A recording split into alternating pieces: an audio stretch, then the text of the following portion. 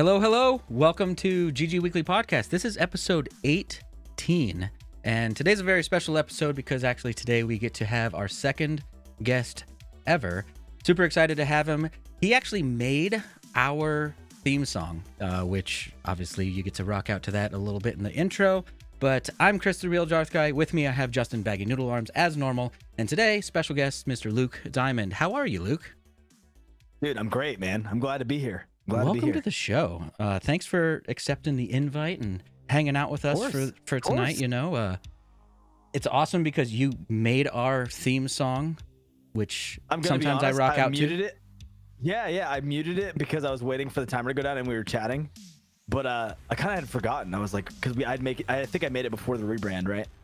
Yes. Or was it like right as it happened?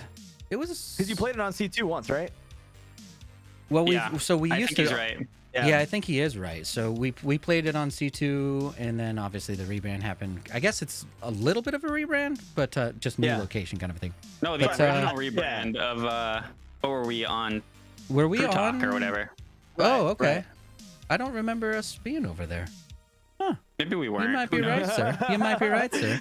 We've gone through a lot of changes. Where am I? What is happening? No, but welcome. No, yeah. I'm glad to be here, man. For real. 20 weeks. Yeah. Quarantine, Justin, man, how are you it's doing a thing. this week, sir? Doing well as always. Just barely know what day it is and trying to fix my sleep schedule finally because I was staying up till like 3 every day, and that's a no-go. That's funny because like the first conversation we have is like talking about time frames, and we're like, I don't know. It seems like it was yesterday, but it could have been 2 years ago for all we know. We're all stuck in this COVID situation where every day kind of blends together, and you're like, did I sleep yet? I don't know what's going on right now. Yep. Anyway. And we're old. Yes. Yep. I feel like we cared more about what day it was when we were younger. I don't know why, because it had like less significance in every way other than like going to school. I'd agree with favorite that. cartoon was gonna be on. That's true, yeah. Yu-Gi-Oh is on Wednesdays and Fridays, guys, okay? Exactly. I don't know if that's true. Oh man. So Luke, what have you been up to this week? Anything super exciting going on for you in the world of LukeDimond? Honestly, I've just been kind of vibing, dude. Like, I've been kind of experimenting since I just moved over to Virginia. Sorry, my coaster like stuck to my cup. And never mind. I don't even know if you guys saw that. But it's sticking to my cup and then it slammed down on my keyboard. It's crazy. Distractions. At least you didn't hang up on us. All of a sudden he's just gone. Yeah, and we're like, shit. It was like a heavy coaster too. It's like made of marble. So I'm glad it didn't like break the keyboard. But no, man, I've been kind of experimenting with like different stream times and stuff just because, I just did make the move from PST over to EST. That would change you a lot. Yeah, I took a whole 4 days off recently to go back up to visit family up north in New Hampshire. Family being Baggy as well. So for me, it's just been a lot of like experimenting, just trying to figure out what I want to do. Playing a lot of Fall Guys, losing a lot of Fall Guys. Hey, definitely losing a lot of Fall Guys. Yep. So, but yeah, we'll talk about the changing of times because that's something that I'm really interested in. Because obviously, I'm a 9-to-5 day job kind of person, so I can only stream at nights, and that's it. Right, yeah. So I'm very curious on like your insight there because I was trying to convince Mr. Justin over here. I was like, hey man, you got to stream during the day now that you have the opportunity to. And he's like, yeah, I'm gonna do it. Yeah. I stream at 2. That's daytime still. Yeah. So it's kind of I will. Yeah, I know like exactly what you're saying. Like streaming during the day. From my experience, I just did my first day stream in a long time. I used to do like weekends in the day back when I was in LA. Okay. But I mean, during the day out there was like I'd start at like 3 p.m., which is 6 p.m. here, so it's essentially evening still. Yeah. But I just did my first day stream last week, and I'm like very much a day person. Like for me, like I get up, I drink my coffee, and for me, like before, I worked a 9-to-5 as well. It wasn't an office job. I was working music. Like my time for working on music, because I had a quota and I had restrictions that only allowed me to stream at night during the week while I was working in LA. I didn't get to really experience the day stream stuff, but then I realized I'm most productive during the day because of this my music jobs and things like that. So I just did my first day stream, like I think like less than 2 weeks ago, and it was like the best I've ever felt. Like I was like fully energized, I was focused. I was there for that. Still didn't win Fall Guys. Still didn't win Fall Guys. But you know, yeah, Luke, how many crowns do you have? 0, man, 0. Yeah, roast me. So would you say that you are officially the worst Fall Guys player? Because it was Tim the Tatman for a while. I'm gonna be honest, dude. I'm gonna be honest. I'm competent. I'm competent with gaming. I have like a basic understanding of most games. For some reason, this game just has something about it. I watch other people and I'm like, I know this person isn't the best COD player, but I watch them play COD because I love them. And then they play Fall Guys and get a win. Can I swear? Am I allowed to like say? Yeah, you can. Yeah. Okay. Yeah, that's fine. Pissed off. You know, piss was up. That's not even a swear. That's not even a swear. Okay. I got grounded in the 3rd grade for saying that. Okay. No. No, it's just it. And then I watch other people win who, no, I'm not saying they're a worse gamer than me, but somebody who I would expect to have a little bit more trouble getting a win than me. I'm like level 10 or 11 or something, and I still haven't even seen, like, I haven't really gotten even close. That's the problem, is I don't really like see improvement. And that's the main thing for me, like with games, is I need to see improvement. That's why I love games like Call of Duty, because like I've been obsessed, like we were talking about before the podcast, which we shouldn't talk about what we talked about before the podcast because it's conversation for here, like stocks, right? Like if you're investing in stocks, like you look at the stock market every hour if you're like really invested in it. I look at my KD like in COD, like every probably 10 games because I'm trying to get it up really fast. And you know, I kind of doo-dooed around for my first 1,000 games. So like even though I'll run like, you know, if I ran like a 17 kill game yesterday, my KD is still 1.4. You know, it's just like it's such a slow crawl. But Fall Guys, I might be getting worse. So maybe it's just time to kind of deteriorating over time. I'm like, you know what? I'm not getting better. Like maybe this game just isn't for me, you know? And then Tim gets the win, and I'm just like, okay, now people are gonna stop caring about Fall Guys. Now I'm gonna be the guy that is terrible at Fall Guys while everybody else is actually getting wins. And like, I don't know. It just doesn't make me feel good, like, man, you know? So I watched Fall Guys, and there's an interesting thing there where I'm like, this game seems so random. It doesn't seem like there's a guaranteed way that you can play that game to win. Like even Tim was playing. No, there's a lot of maps that are very like RNG kind of. Yeah. Like I see people spawn in games. Yeah, they spawn in and then they get hit by a thing and they're just thrown off the map again. And I'm like, well, they didn't get to move. You know, I think it's like playing shipment in Call of Duty. Right.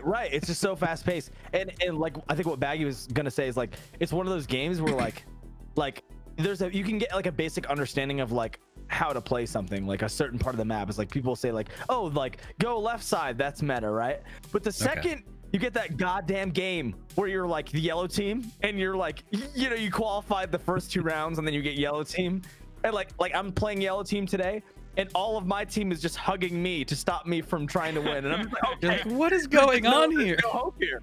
There's no hope here, you know? And then I can't even imagine. Honestly, it's even more impressive that Tim actually got a win.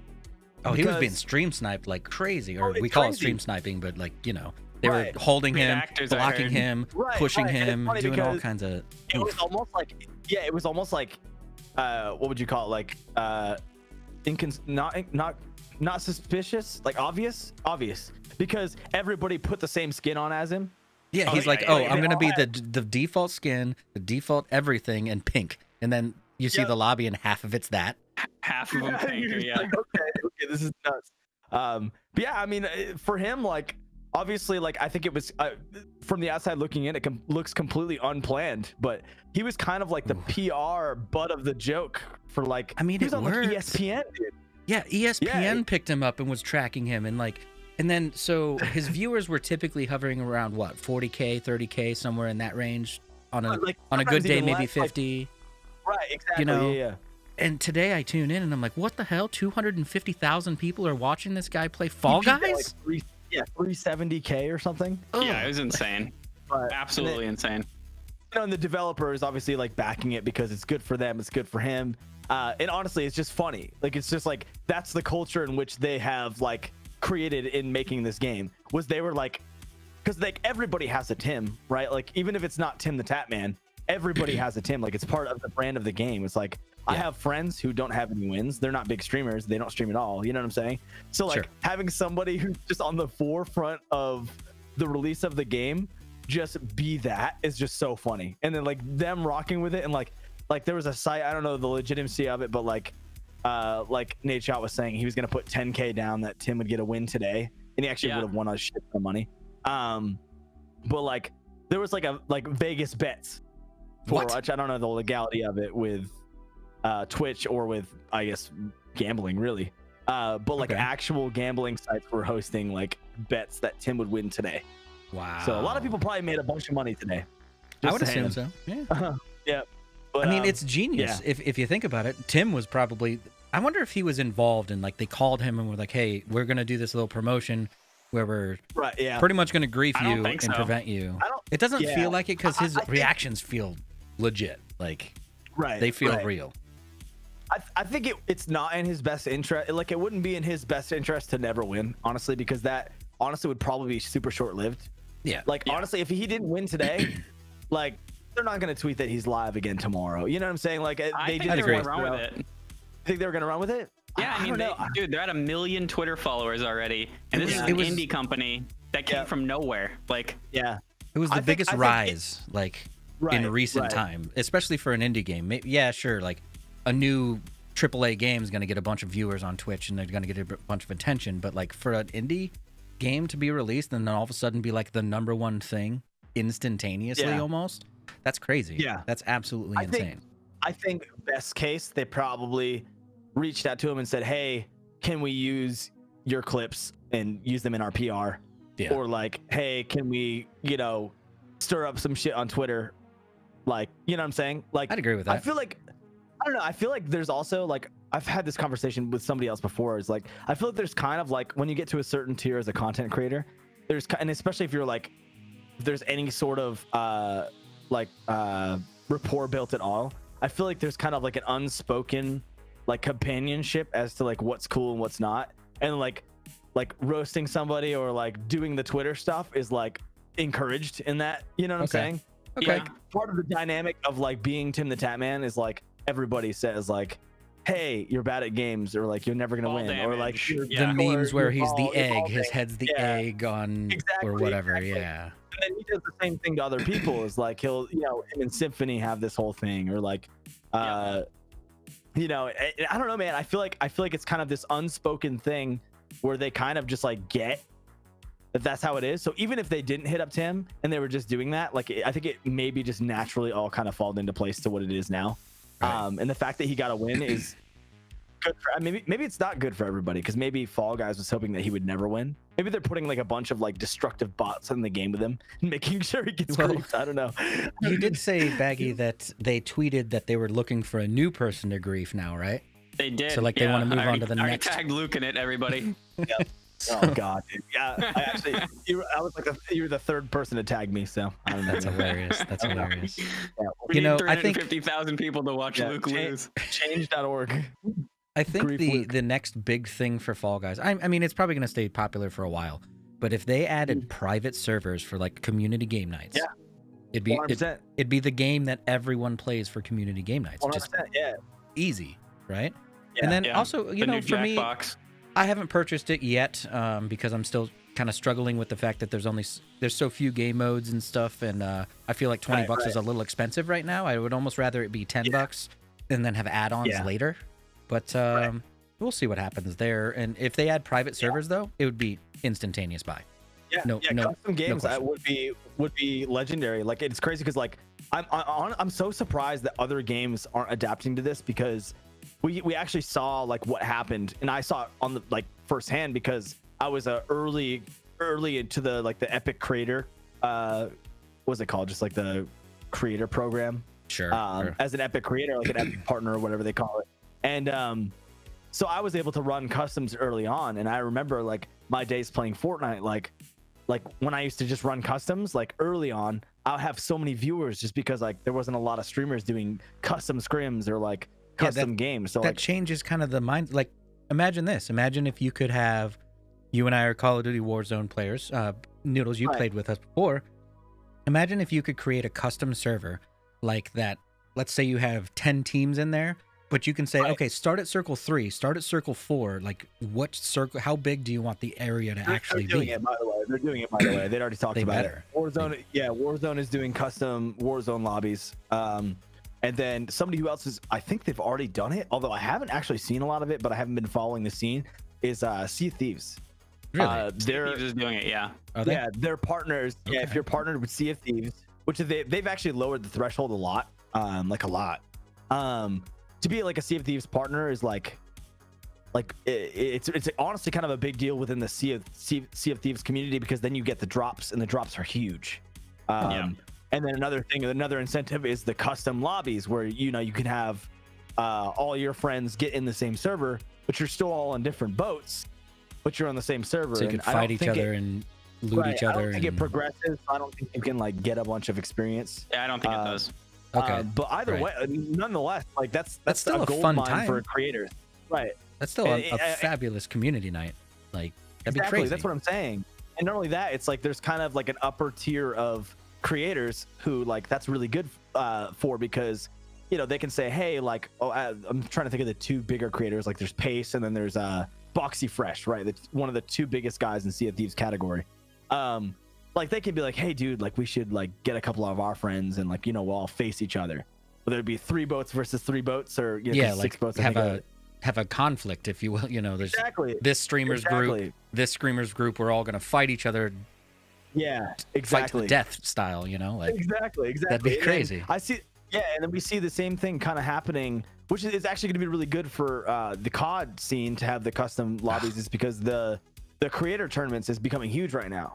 Like, I just played in one last week where it's like now creators are like they're hosting tournaments on Boom, or like even UMG and things like that, where they can have and it's cool because like a lot of these big sites can just grab from the API, so there's not like reporting. Like, I remember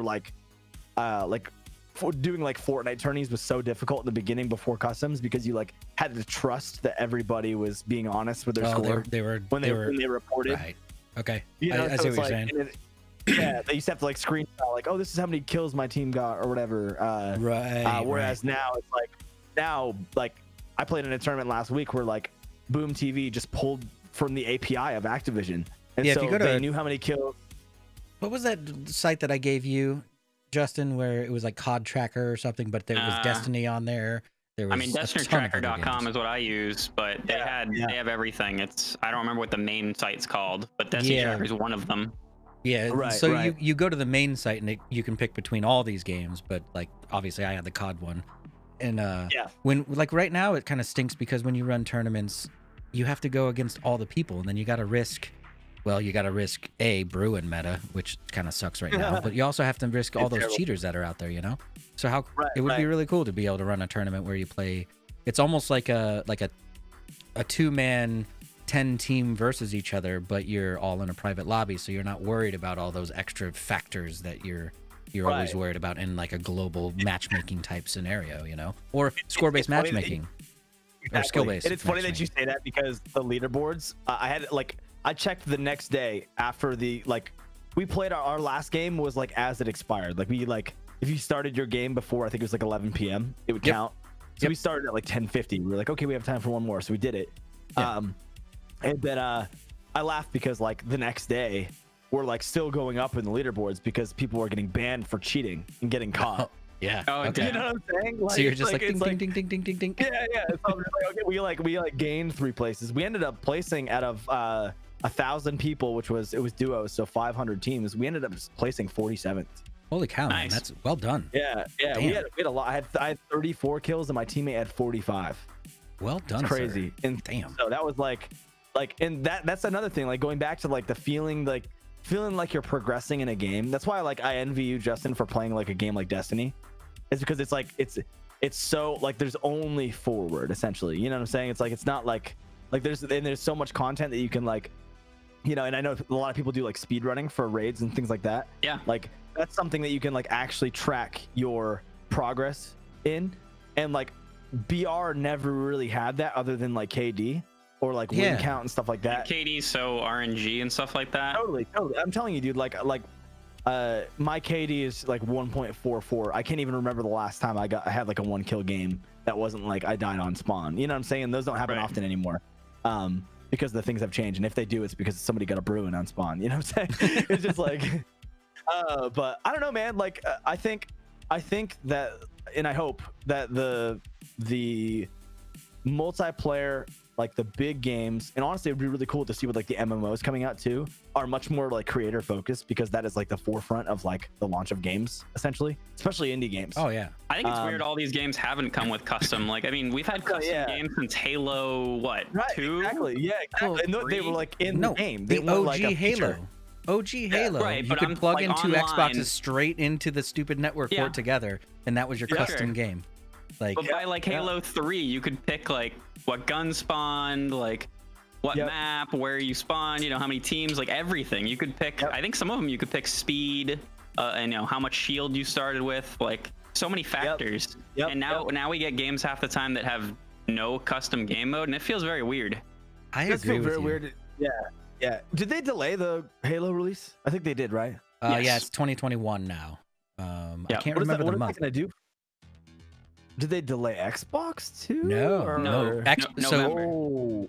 So here's an interesting thing about that situation. So the day that it might not have been the day, but I saw it that day. Halo was delayed, and then Xbox came out and released their month window. So instead of holiday 2020, it's now November 2020. So it was almost like a reactionary thing where it's like, oh shit, we're not going to have Halo, so we got to give them some good news, because that's going to be the focus now. Oh, Halo's not a launch game. Halo's not a launch game. And I think it's gonna hurt them a little bit, because right now, like 100%. So a lot of the other podcasts that I listen to, the game podcasts, they're all like, I mean, it could very well be the nail in the coffin for Xbox, honestly. Because if you don't launch with a Halo, that's kind of rough. And then PlayStation, I mean, PlayStation's got a lot of good things going for it. Yeah, Xbox does have the Game Pass and the xCloud coming out with it. But if you're sitting at your Xbox, if you're sitting at your Xbox, you don't give a crap about xCloud. Like, that's only when you're out and about, you know. Exactly. We'll see. I think Xbox. I mean, they've talked about going to the games as a service model and like stop making consoles in the future. Xbox has talked about that. So remember when the PS. I think the PS4 and the Xbox One were supposed to be the last generation of consoles for some reason, because they always think that's going to be a thing. But Xbox's strategy, it seems like they could legitimately do that. And like, wouldn't it be crazy if eventually you get like a PS7 and you're like, I'm going to get a PS7 because I'm going to just subscribe to Game Pass for the Xbox games, and I'll just play them on my PS7. Like, that would be insane, right? I mean, PC already has a lot of them now. It's great. Yeah, I love Halo. Now I just play it on the PC. I'm like, I don't even have to have an Xbox. I'll just play it on the PC, and I'm good to go. Yeah, it's going to launch on PC this time, though, right? Yes. They've already said that. Yeah. So the thing is, we've had to wait for ports. Actually, no, Halo 1 wasn't a port, was it? Or was it? No.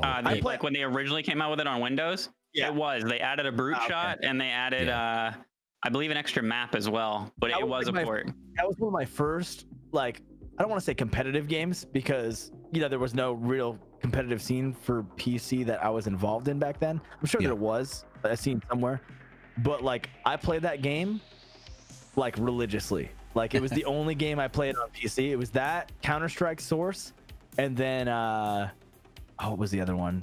It was a game called, it was just called America's Army. It was the game, and it was like I remember that game. Like, that game was awesome. I used to play that. It was honestly a lot like Counter-Strike. Yeah. I think it was made. I feel like it was made on the Counter-Strike's engine, which I forget what engine they're on. They looked exactly the same. Like, even the textures, like it was like a mod. Very, like it was very like sandboxy looking. It looked like Gmod, like all like in Half-Life, like all that period of like games. They all look the same. Well, because Counter-Strike was originally a mod for Half-Life, wasn't it? Right. Or am I imagining and then that? I think, no, you're right. It was a mod for Half-Life. And then I believe the two guys or one guy who modded it ended up selling the company. Okay. And then I don't know what company would be a modding company. Well, it's like but then they really H1Z1 was a mod, or no, H1Z1 was an original game. PUBG was a mod. right? Oh, okay. PUBG was a I didn't know mod that. for I don't know. another game that eventually ended up spawning its own path, if you will. Yeah. And there's been a bunch of games that are like that. Back in the day, like everything kind of originated from a couple of different game engines, Right. and then you just put a different layer of paint on it, and you're like, oh, I got a new exactly. game. Sweet, let's roll. Have you guys heard of? Speaking of, it looks like PUBG and H1Z1 together. There's a new game I haven't played because I don't want to spend the $20. It's called Anaria. Is that what it's called? I've heard of that game. I've heard of it, but I haven't played it. It's the same shooting mechanics as H1, I think, but it's third person. It's a VR. I want to say like it already kind of flopped in America, but not to mean that it flopped in like a VR. Honestly, I feel like has always just been like, especially secondhand VR, like not the big titles, have always been really big in like other countries. That's an interesting angle, because there's a lot of games that just never hit home here in America. Yeah, it's strange. And they just kill it somewhere else, like absolutely kill it. It's really like weird. like PUBG Mobile is like, I think about that and I'm like, okay, I would never play that. I would never touch play that. it. Never touch it. Never. Is massive. Like the biggest streamers in India play PUBG Mobile. You know what I'm saying? And like to a butt ton of people. And there's a competitive scene and there's all this stuff. And then I go into like the Anaria category, which is the game I was just talking about. Yeah. And it's like, like there are people in there with hundreds of viewers, right? But it's like it's either Russian or German. And I'm like, how do these not like stick here? Because I feel like that's interesting you say that, because there was a game that I was really, really interested in for probably about 4 or 5 months. It was Squad, which is still in early access. And it's a lot like surprisingly, it's a lot like, what's the game I'm trying to think of? Arma. It's kind of like that, but a little less detailed than Arma. Kind of like right, not as hardcore. And I was always interested in it.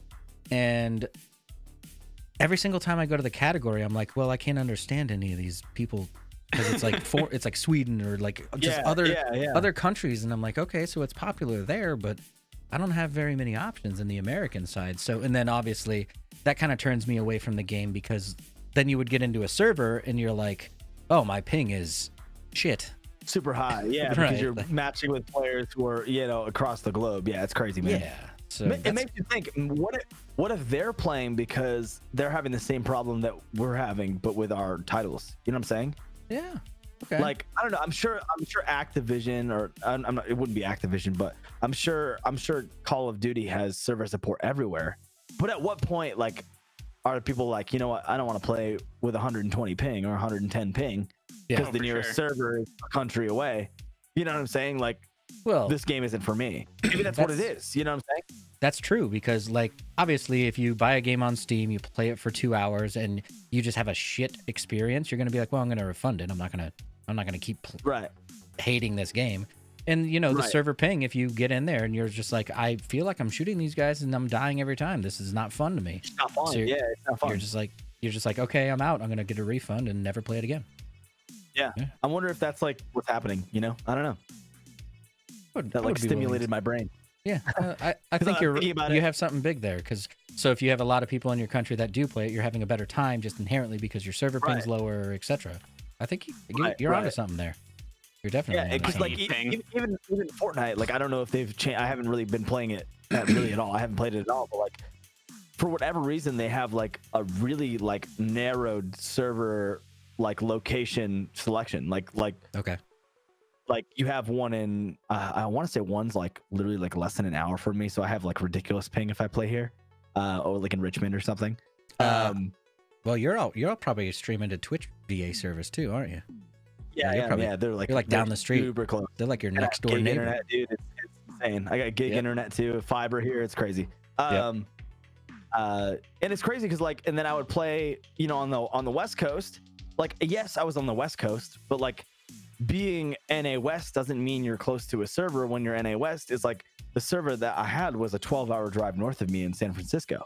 Okay, yeah. So it's like I still have minimum 30 to 40 ping, which is it's not inherently terrible. It's like it's not some bad, people would like, die for 30 to 40 ping, and you're like, ugh, 30 or 40 ping. And then like I remember I actually like I used to do like a lot of like random duos in Fortnite. That was like my thing for a while. And I matched with a guy who was like, yeah, I'm from Hawaii. And he just told me he dealt with like ping of like 110. Like just that's what they do. They deal with it. He was like, "Oh, my ping's good tonight. I don't know it's what 100. I would do. That'd feel so terrible. Oh, that's what I'm saying. And like it's like you're almost better if there's like maybe not. This might be like a small brain thing to say, but like I feel like Hawaii is like almost halfway to Japan, right? Like that's kind of the point of it. It's like it's like really far out there. I don't know that. It's far out there. I don't know. It is far out. So it's like you're almost better off. You're almost better off, maybe. I don't know. But you know, I'm thinking the same thing. I'm like there are people in the Midwest that just don't have a server to play on, so they just play with high ping. That's just what they're used to. Yeah, like and then where I am, it's either Chicago or New York.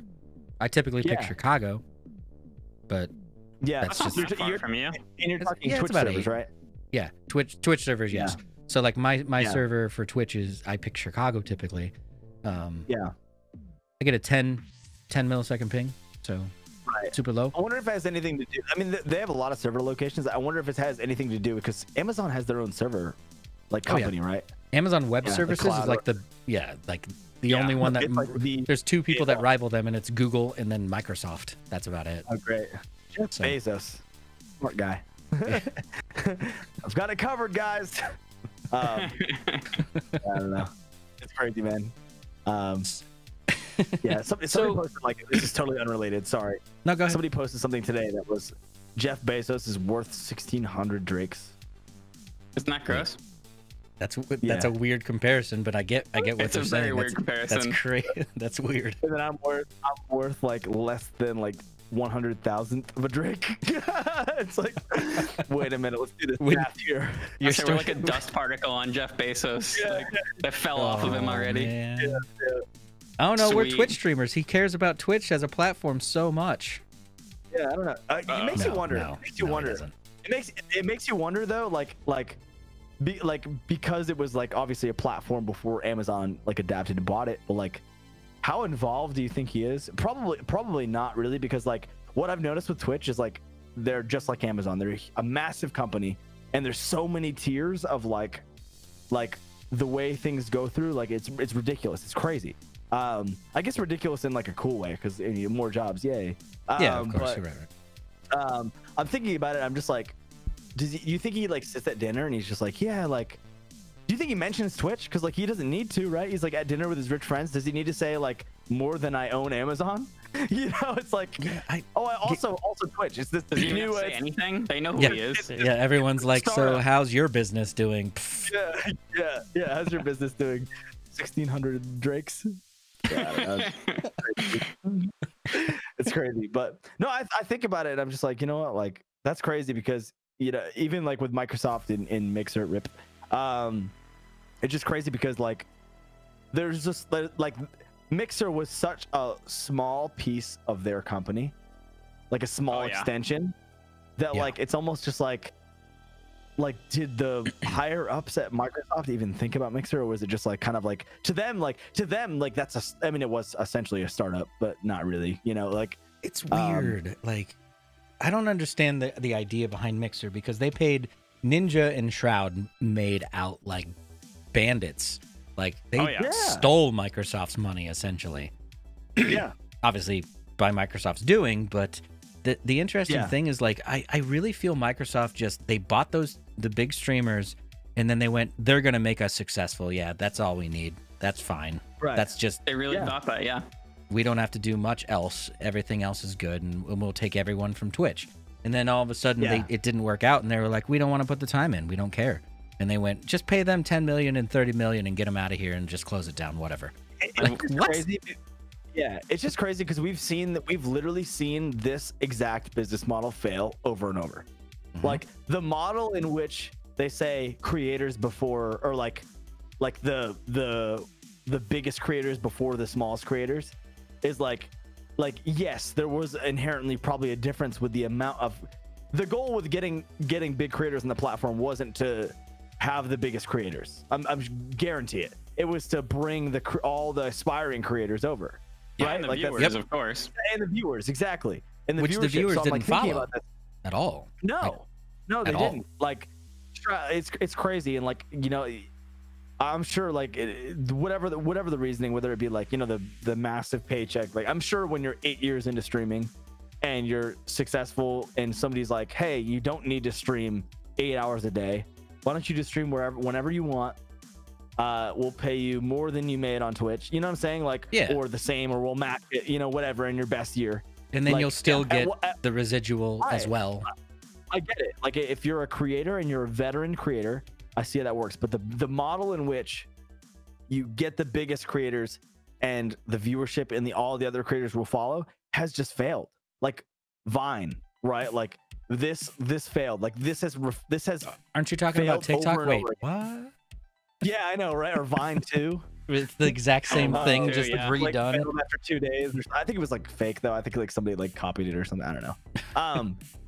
I don't know, man. It's just such a weird thing to think about. But Rip Mixer, man. I don't know about you, but if like Tim, we all watch Tim, right? If Tim went to Facebook tomorrow, I probably wouldn't watch Tim anymore. As much as I love watching Tim, I can't be bothered to go to Facebook to go watch a stream. Right. That's an interesting thing. A lot of people have that mentality. Well, because not a lot of people watch live video on Facebook, let's be honest, except for when you're scrolling by and you're like, oh, they're live. Keep scrolling. Whatever. Exactly, yeah. Right? But like YouTube and Twitch, YouTube has a big opportunity, but they don't care enough about live streaming.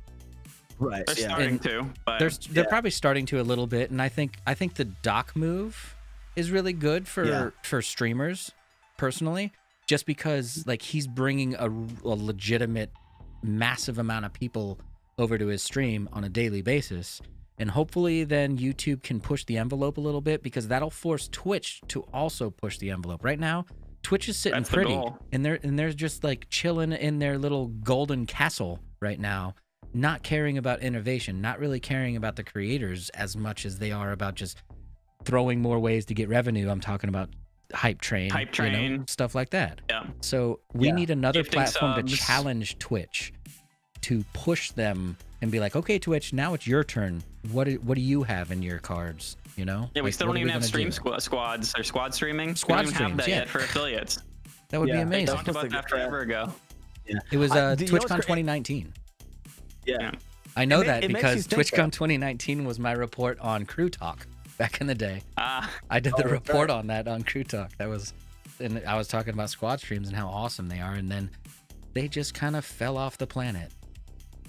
Yeah, I think so much has changed with Twitch, but I was thinking about this the other day, with Doc's situation, and then also Courage JD, and then also like, I don't know if you guys follow like Cypher PK or know who he is, right? Like these are all people who are really like probably the biggest creators in the category of like, you know, even if it was 3 months ago, like, or 4 months ago, of Fortnite, right? Okay. Like, don't you think that a streaming program, like a streaming like partner program on YouTube would be more beneficial to somebody who has a massive audience on YouTube already?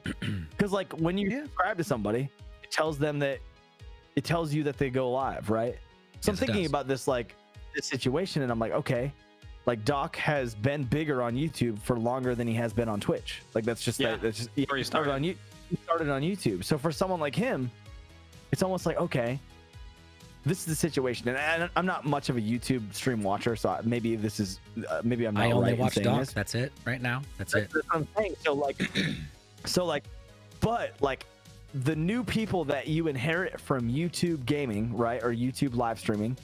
Yeah, that's a problem. We don't even know what it's actually called. Like, well, yeah, that's what I'm saying. And it's like, but Twitch, like a lot of a big thing on Twitch is like, okay, we're streaming, but I'm also a YouTuber, so like, please go watch my new video, guys. I'm thinking about it. I'm like, imagine if this was all centrally located. You're streaming live, and you're like, oh, check out the video down below, and then you can like hit a button on your stream deck, and all of a sudden your latest video pops up as a link on your stream. Right? Yeah, or you end your stream, and people want more, so they watch your videos.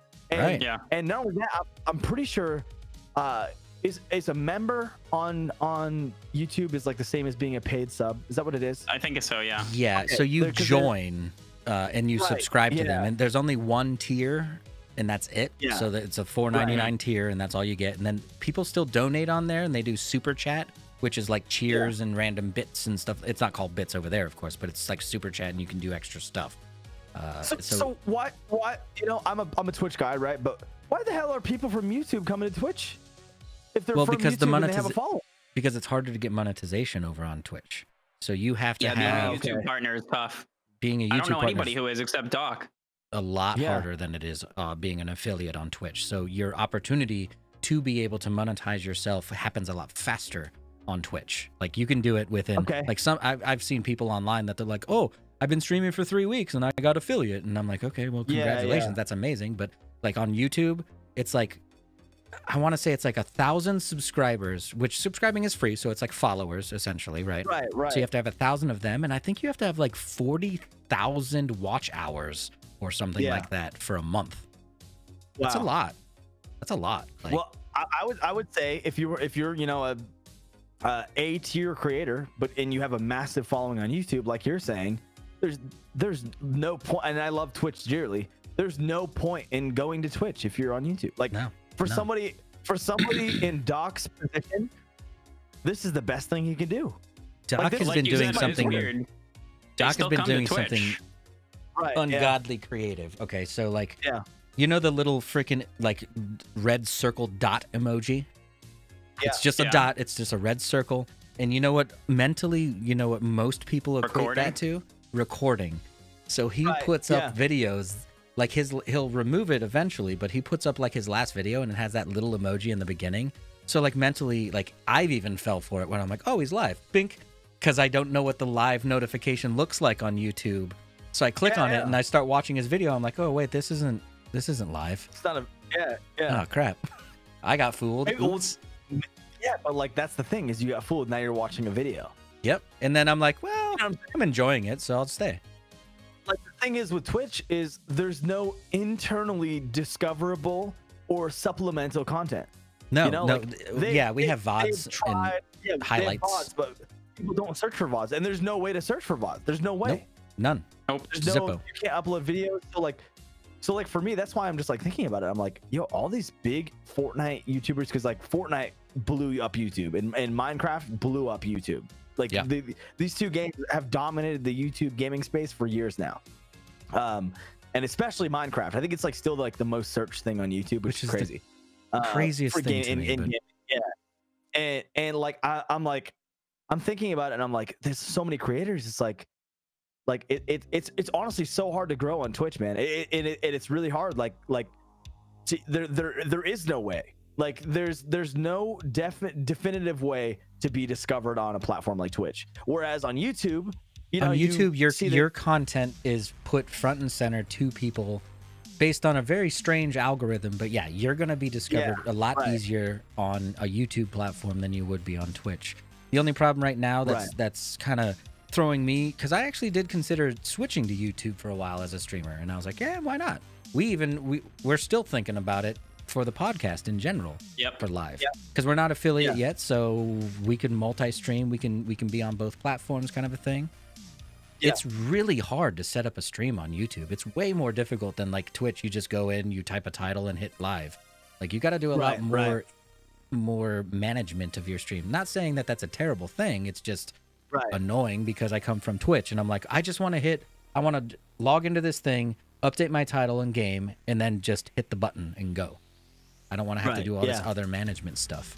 But I think you're right. If YouTube fixes those little things right there and actually puts live channels front and center for people who are subscribed, or, you know, kind of has a separate like spot for them for discoverability for live, I think they're gonna kill Twitch. I really do. Yeah. And then Twitch is gonna have to respond.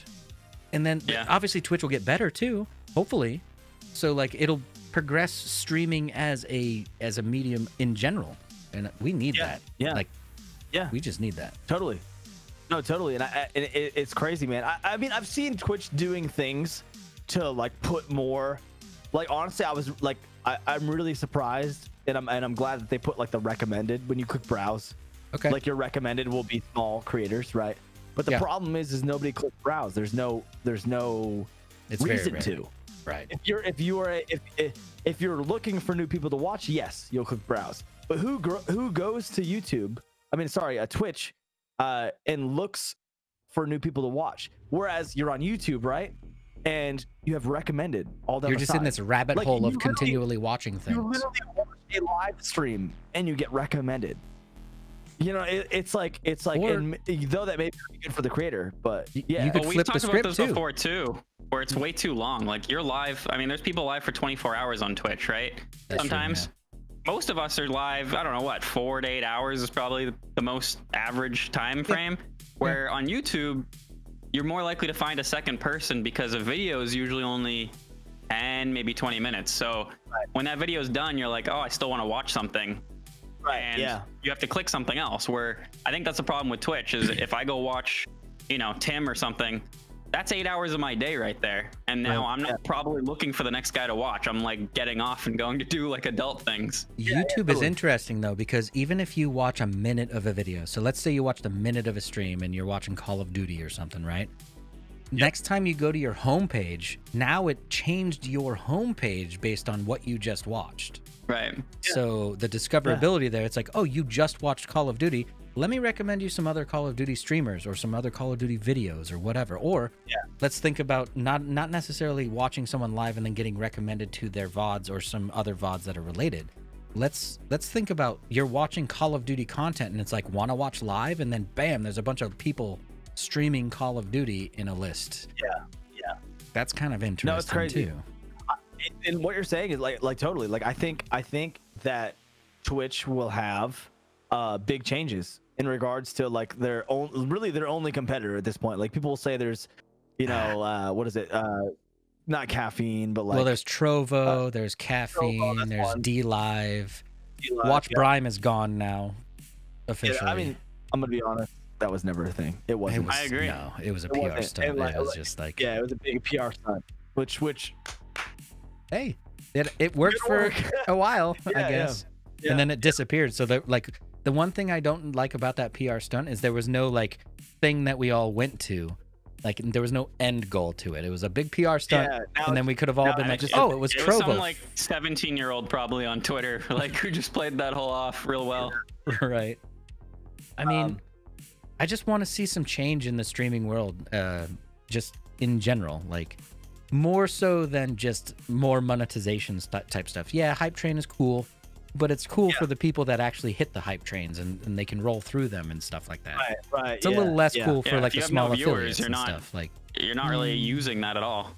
right? I'm wondering if there's a way, like, because if you put me in the hot seat and said, hey, you're now the president of Twitch, right? Okay. LukeDimond, you're now the president of Twitch. Like, how would you get that 0 viewer streamer to have viewers?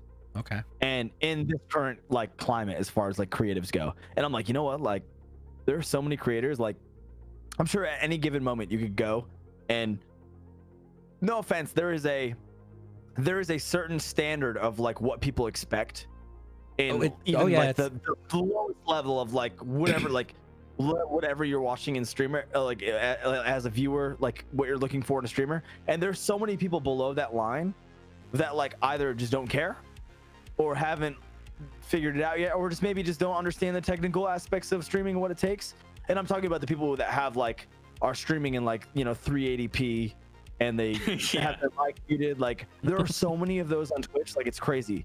So I'm wondering like what Twitch could do, because I feel like no matter what, there's going to be a disconnect between like the higher end streamers and then like the discoverability of like the 0 viewer streamers. You know what I'm saying? And, Yeah. and it's hard. It's like, and we've been there, you know, like luckily enough, dude, I can't even imagine. I honestly can't imagine right now in this current situation, like even going for affiliate. Like if I was like when I started streaming, me and Baggy started streaming at the same time. There was communities on Twitch, right? That's true. So yeah. to discover new people, it was like hashtags, but like it was more widely used. It was like, okay, instead of now we're not supposed to use hashtags at all. Like, yeah, exactly. that's gone now. Yeah, it's crazy. and it's like, oh, it's gone. No. well, No. it's gone for like, because you know a lot of people will just like kind of put a bunch of like a billboard of hashtags at the bottom of their tweet or something like that.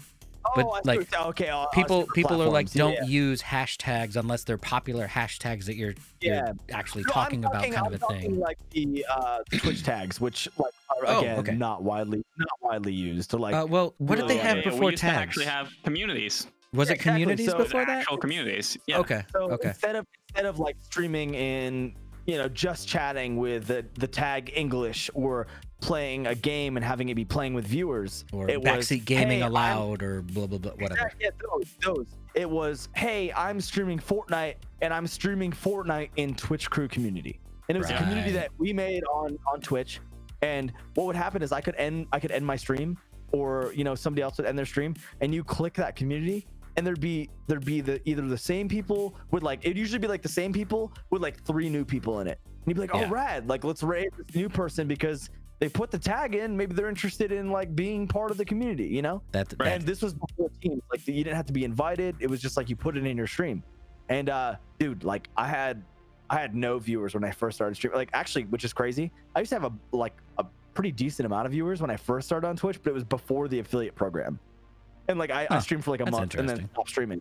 Yeah, it was super strange. Like it was right after Justin TV. I like did like a RuneScape. Man, I wish I got maybe in like during that time. Yeah. Same. And it's not that it was easier. It was definitely less saturated, but like I remember like my first week streaming, like the biggest creator, which is a super controversial creator who I will not mention, came into my chat, like my second stream, like this is back in 2015, came into my, or 2016 maybe, came into my stream and like donated a bunch of money and was just like, oh, like welcome to Twitch.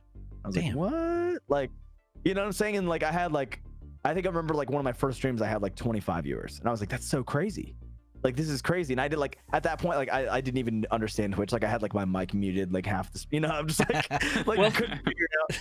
That actually brings up an interesting conversation, because since we're talking about the 0 viewer streamers and how we were all there at one point, how did you deal with that? Like how did you get through that? Like, because it's hard mentally when you're sitting there and you don't know any better, so you didn't hide your numbers, or there's no one in chat, so your chat's just blank the whole stream, and you're like, well, no one's watching. So how did you kind of push yourself through that little bit of a I guess transition to be an entertainer, if you will?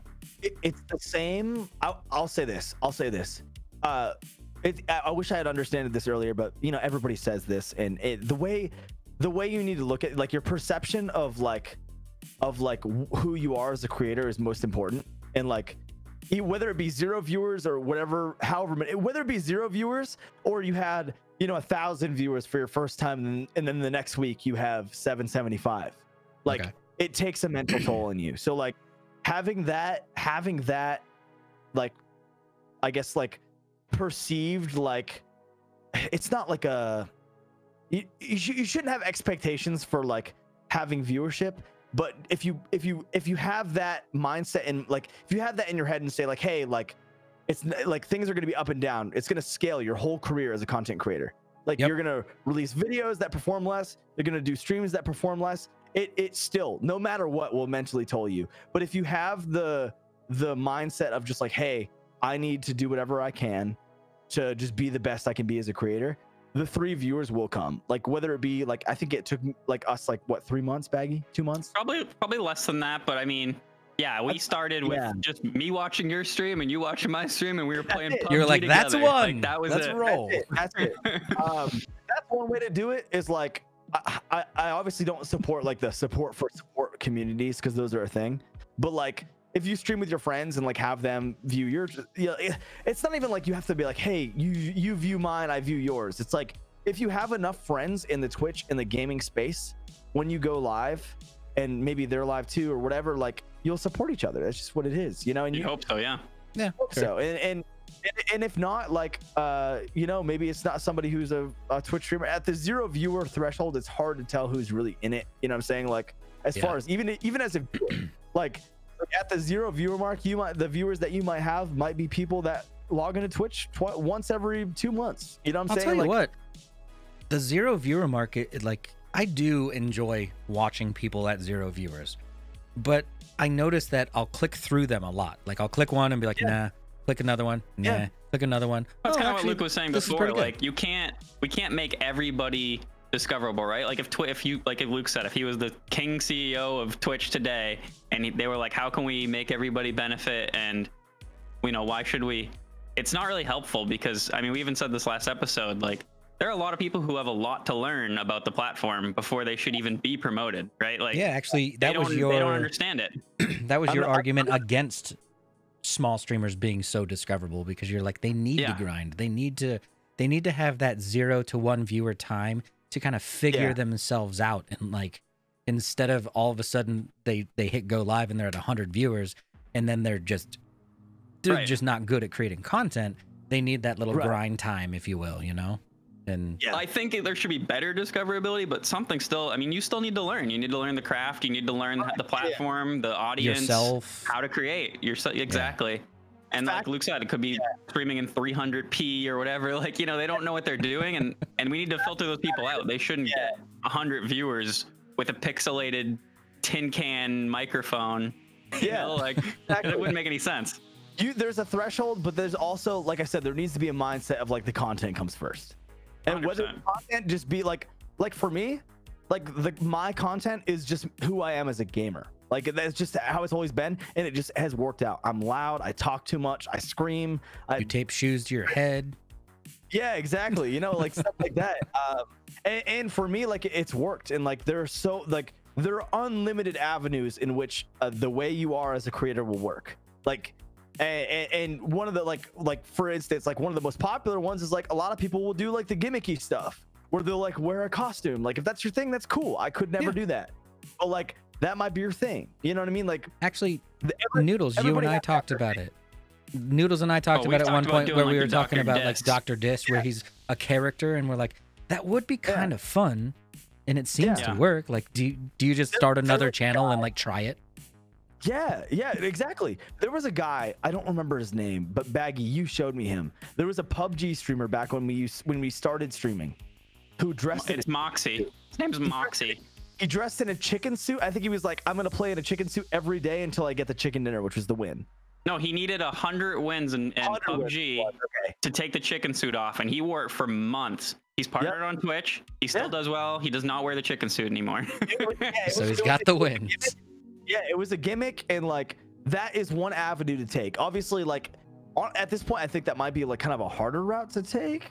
I don't know. I feel like unless you do something super special, that's kind of a harder route, and it's harder to commit to unless that's like for me, like the best way to be a streamer and not get burnout is just to be like true to who be who you would be off stream, on stream. Exactly. Because how exhausting would it be?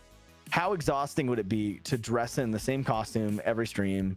Like Doc, people, like how hard does he sometimes get ready for work and he's like, fucking wig, the fucking flak jacket, God. Yeah. But at the same time, it's kind of, I feel like it'd be freeing almost to be not just wear a chicken suit and sit and play your game, but like be like a Doc, because you get to be over the top, and you're like, I'm really angry today, so here we go. Yeah. Let's roll. It's gonna be Rage City today, I think there's a market for absolutely everyone on Twitch. That's the thing. Everybody has the potential to be, obviously, a subjective term is successful. Like there are some people who are personality based, right? Yep. And they're like, okay, I want to be like Doc. I want to do either the gimmicky side or the Tim side, where you're just like. I think Tim's kind of got a rage feel to it. Like people watch Tim for the rage a little bit. There can be an exaggerated extension of yourself, but it's all of us when we're gaming. You know what I'm saying? It's like, like nobody, you know. And then there are some people on the opposite end who just like, I know a lot of people who are just like, yo, I just go live because I like to play games. That's it. I just like, I like to play games. And a lot of the time, like a lot of people started on Twitch. Like this is like kind of like the core thing. The core mentality is like, I started on Twitch because like or Justin TV, because I just wanted my friends to be able to watch me.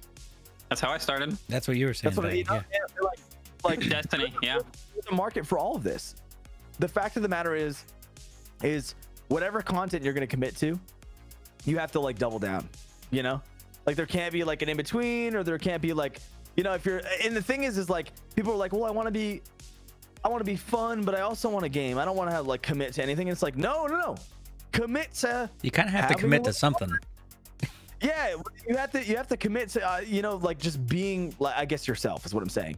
And there's a market for everybody.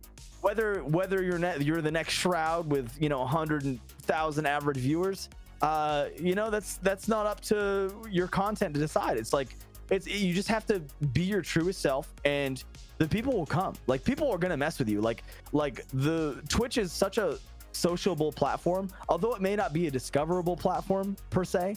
Though the people that rock with you are gonna come, whether it be like, you know, a year down the line or whatever. Like, it's gonna change the whole like down the whole road. That's the thing. So I don't know. I think that coming into Twitch and being like, hey, I'm gonna be this type of streamer is like just a bad thing. You have to like experiment and be like, okay, this is like me, and like this is an extension of me, and like this is where I'm gonna succeed. Because I feel like, and maybe the gimmick works for, like, it works for people. It does. And like the things like Doc, but like I feel like that was like, because it didn't start on Twitch. It started as like a, what was he doing? Man. He was like so he had the Dr. Disrespect persona on YouTube years ago. And I challenge anyone in chat or anyone listening in audio, go to Dr. Disrespect's YouTube channel, sort by oldest video, and watch the one called His Name is Randy. You're going to go, what the hell is this? Like, it's the craziest video. And like, it's almost motivating, because you see what it is and you go, how is he Doc now? Like, how did he go from that to Doc? And then, so it's motivating in the fact that you're like, I guarantee, like, the only reason that has so many viewers now is because he's Doc now and people do what I do, and I want to see the beginning, right? But it's like, well, he sucked at videos. This sucks. This is terrible. But it's like memes suck now, so it's funny. Yeah, but everybody sucked back then too, you know? Like, we didn't have that's video true production the way it does now. Like, yeah, I guess the quality of just streaming or video creation in general has gotten a lot easier to reach a certain threshold than it was before. Before you'd get a Sony Handycam with a tape in it, and then you'd have to import it in real time to a computer through a FireWire cable or something stupid like that. And it was like, it was 380p, and that was nice. That was beautiful footage back then. But I wonder, in his first videos, was he Doc, like, from the beginning? I don't think he. So you do see. So his first couple videos are just wacky as all get out, right? Yeah. And then you do see the birth of the Doc character. The birth of the Doc character. Changed his Xbox name to Dr. Disrespect, and that's when like he started. He started doing like, he was just recording gameplay and just being an asshole to people on X. So that was where the personality came, and then he started to make videos outside of just gaming, and like you definitely see a progression throughout his YouTube channel, which is absolutely amazing. And then, you know, at a certain point there's a big gap there, and then all of a sudden it's big production, but you know, whatever. It's an amazing thing to see, where you're like, wow, Doc sucked at it before too, and now he's like one of the best creators for production quality. I think the fact of the matter is, like what we were talking about earlier, is like, you just have to commit. Like, whatever you're gonna do, you have to commit. I'm glad he didn't commit to Randy. I will say that. Oh God, I haven't seen it, so I need to see. But yeah, that's what I was wondering. I was like, I don't think I've ever seen a video of him, like, unless it's like a serious video and he's stepping out of character. I've never seen, like, I didn't see him like starting as Guy, which I believe is his first name. It's Guy Beam, I believe. And then being like, oh, you know what? I'm gonna dress up today, and then I'm gonna dress up on Tuesdays and Wednesdays, and like, did he go to a Halloween party and like try to meme a character, and he's like, I kind of like this. I don't know. But it worked. That's the thing. It worked, and the fact that he's been doing it so long is, you know, that's why it's worked. Yeah. So it's like it's compounded commitment to who you are, your brand, and what content you produce. Whether it changes like down the line or not, it's like that's all part of like the evolution of you as a creator. But like, if you're from the beginning, like, even if you're like the guy that's just like, you know what, I just want to play Fortnite with no cam on, I want to breathe into my mic, and like, whatever, those creators have made it. You know what I'm saying? There are like, some, it's crazy. It's crazy, and it's like, there are some creators who have literally, and maybe their thing was like, oh, I have like really good gameplay, or like, you know, like, I know this streamer, his name is like Vitals, and he's terrible at Vitals is in our chat for our audio listeners. Just terrible at Valorant. You know what I'm saying? And I'm just kidding. No, I'm just saying, like, there are people who have just done so much. Like, to me, like if I came into the things now and looked at the evolution of like somebody like XQC, right, who was a competitive gamer, who is also now the biggest like non-competitive game. He's one of the biggest like he can play whatever he wants. Exactly. He's a variety streamer. He's a variety streamer, and he just has so much it's his personality, but he's got a lot of personality. Yeah. When he was in the competitive scene, you know what I'm saying? That's so, like, something we forget about is sometimes a lot of these bigger guys were in the competitive scene for a while. So it's not like they just fabricated a following. Like people watched him on the Call of Duty World Tour. Dr. Disrespect, the 2-time champion, 1990. Yeah. You know, like it's actually true. Do you know that? It is true. Yeah. It's true. He won like what is it, like it was like NBA Jam or whatever. NBA Jam, yeah. Oh. But yeah, I don't know, man.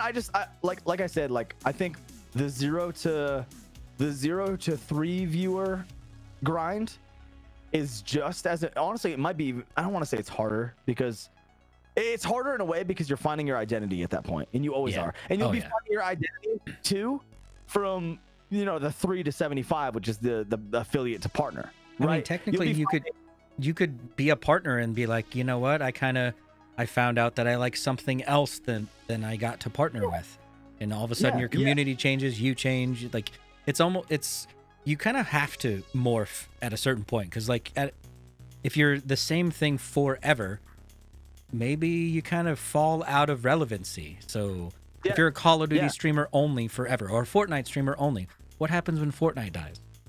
I'm not saying it's going to, but it could. Right, and then if you're only a Fortnite streamer and then all of a sudden your community leaves, you're like, oh shoot, I have to change my identity now. I have to figure something else out to hopefully keep these people around. That's why you hope they like your personality versus your game, gameplay, right? or just the game. That's where XQC. Imagine if XQC only played Overwatch still, right? And then there's streamers like we see it every day. We see a streamer like Dakotas, who is predominantly a Fortnite streamer. If you guys aren't familiar with him, he's a no-cam Fortnite streamer. Hilarious guy, great at Fortnite. Played competitive a little bit, but kind of was just like a content creator. Now he streams with a camera on, plays Fortnite still, but plays other games. It's like people are kind of adapting. But once you have established an identity, it is like people will rock with you, man. Like that's the thing. That's the thing is whether you're the 3 viewer guy where they're just excited to see their homie and check up on him while gaming, but he's a competitive gamer. But then a year later, he's got 20 viewers and he's not a competitive gamer anymore. But he's still the same guy. Like that's what the 0 to 3 viewer grind is, like finding your identity, figuring out who you want to be as a streamer, like what make not who you want to be, but like what type of streamer you want to be. Like you can't come in like that's the reason why it's oversaturated, is because there's so many people that are like, oh, we saw Ninja do it. This is easy. All easy Ninja money. does is play Fortnite. I like Fortnite. I'm gonna make money. And then they're like, I'm gonna go live tomorrow for the first time ever. How do I make money? And you're like, what? No. And that's how you're set up for failure. And then the people, you're much more like the people who are in it from a very like internally motivated standpoint, and just like, yo, I just want to play games, and like I watch Twitch and like I watch creators and I'm inspired by creators. Like you can essentially have unrealistic goals, right? You can be like, oh, I want to be the next Ninja, right? That's fine, right? But you have to have small manageable goals along the way, and one of those things is finding an identity and finding what type of content you're going to make, because it's important. It's like not everybody can become the end goal, whether it be Ninja or I just want to be, whether it be I guess much more than that.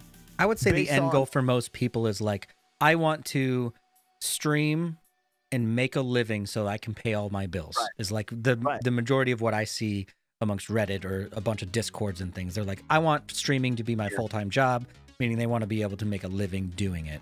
And that's a big ass journey. Like that's not like I'm going to stream for 2 months and then all of a sudden, boom, my bills are paid. Like, no, that's like $50K a year streaming. Like, plus, because it's not going to pay your health insurance or your, it's not going to pay your anything. 401K. Same days, nothing. So the affiliate goal is awesome. I actually like that goal because it gets you to 3 viewers. You know, what is it? 100 followers? 50 followers. 50 followers, so even less. And then a certain amount of time, days streamed and stuff. It's a reasonable goal for that first flag that you have to hit. And then they're like, guess what? The next one's way fucking over there. Yeah. The partner difference between like affiliate to partners grind is huge. So like, I like what you were saying, where you're like, you got to have small attainable goals here and there throughout, because like there's no way you can be like, okay, I hit affiliate, next goal partner, here we go, because then you're gonna be setting yourself up for like this big old partner grind every stream. There you go. Seriously, Partner, You know, I'm obviously not a partner, but I did apply for partner because there was a point in time in which I did reach all of the requirements to become a partner, and I applied and I got denied. Your video on that was awesome, by the way. Well done on that video, man. That's the diversifying the platforms. That was awesome. Example. But you know, I think once you find I'd hope that anybody who is pushing for partner and is really pushing for partner, there's no threshold in which I think that's acceptable. If you're pushing for partner, you're pushing for partner. But you know, you should at least know what type of content and because you have to be doubling down at that point. Like that's kind of there's obviously like exceptions of like when people have changed a little thing while they're like a high ranking affiliate and all of a sudden they've blown up. Like that's a thing, right? But like I feel like if you have a core identity and a core end goal defined, whether it be just like you just like manifest it I'm big into this shit, like manifesting it on a notepad, writing it and being like, okay, this is what I'm gonna do, or if it's just like something you have in your head and you're just like I want to be this type of creator, this is how I can do it, I watch other creators like me, then that's the small manageable way to tackle that goal, you know what I'm saying? And for sure. And raids aren't going to do it for you. I hate to break it to you if you're new to streaming. Raids and hosts. I mean, we could talk about raids for another hour, but like, yeah, raids they're not going to do what you expect a raid to do. Like, you've been raided by big streamers multiple times, right? Yeah. No, I've gotten a lot of big raids. But the thing is you have to be set up to a position where you're ready. This is the big thing on streaming. You have to be ready to deal with like any sort of like opportunity, like because opportunities are going to come and go so fast, right? Like if you get a big raid, you're not going to be ninja the next day. Like a lot of people are like, oh my god, I remember the first time I got raided by Tim the Tap Man. Like all my friends, and I love them dearly, were like, oh my god, dude, remember us. Like you just remember us. You're famous now. See ya. Yeah, you know what I'm saying? And I'm like, okay. So I literally had 27,000 viewers. And I had 27,000 people watching me. And like, did you look over and just like shit yourself and go? Yeah. No, I did. I didn't deal with it well. Honestly, I don't think I dealt with it well. But you know, and then I think I logged off 6 hours later with like 3,000 viewers. Nice. Yeah, that's good retention. Yeah, it was good retention. But then I go and stream the next day, 9 viewers. 9. Back to where you were. And it may be my fault, and I would take full responsibility for like for that. But it's one of those things where like you can't really just go hoping for that stuff. So it's almost better if you have the mindset of like, hey, oh my god, I have this huge raid in front of me right now. The best thing I can do is just try to like find some ride or dies. Like there are people, if you're getting a raid of like even 50 people, they're like statistically, if you're thinking like if you're a streamer, you have to be sociable in some way or not. Like you have to have some sort of social niche. Hook, am I saying that right? Maybe a social hook in a way. With a certain type of people, there has to be somebody in there that like you would vibe with. You know what I'm saying? So you have however long it takes for somebody to leave that raid to figure out who you're gonna ride with and who vibes with you and who you vibe with, because it's important that it goes both ways. Yeah, you know what I'm saying? Especially because like, you know, the big streamers, they can have people talk shit in them in their chat all day and like it's fine because like they're grandfathered in, right? But if you're at the push to partner stage, you're literally growing a community. Everybody in there coming through is potentially somebody who you will chat with every stream. Like that's it's like, and you want to have that mindset, because that compounded over, you know, you get a raid at 30 average viewers, and then you get one ride or die homie, and then the next stream you have 31 viewers. Yep. Like, that's progress. That's the You know thing what I'm is saying? like anytime I see a brand new username in chat, if I see that username come back another day, then I'm like, Right. yes, I did it. Yeah, I got That's a it. win. Yeah. That's a win for me. That's awesome. exactly. And it's your job, and there's literally no fine line between being like, hey, like, this person is willing to support me, even just by coming in and saying hello. Like, there are some people that just come in and say, hi, hope your day is great. I love you, dog. I'll catch you later. That shit makes me so fucking happy, bro. They 'Cause it's still like took those they people- took the time to be like, you know what? I see he's online. I better go say hi real quick. Exactly. Because these, like, you have to have the mindset of like, especially for push to partner. Like, I feel like it's more destructive to have the mindset of like, hey, like, let's focus on the viewer count and how many people we can retain. No, it's like, how many people can you keep engaged because they're somehow involved in you as a person or involved with your content? And like, it has to be that way. Whether it be, you know, you're the competitive gamer and they just want to watch you, you know, compete, or you're the guy who's never won Fall Guys. I don't know any of those streamers, but I was gonna say earlier the reason you were calling yourself a king is because you just wish you had a crown.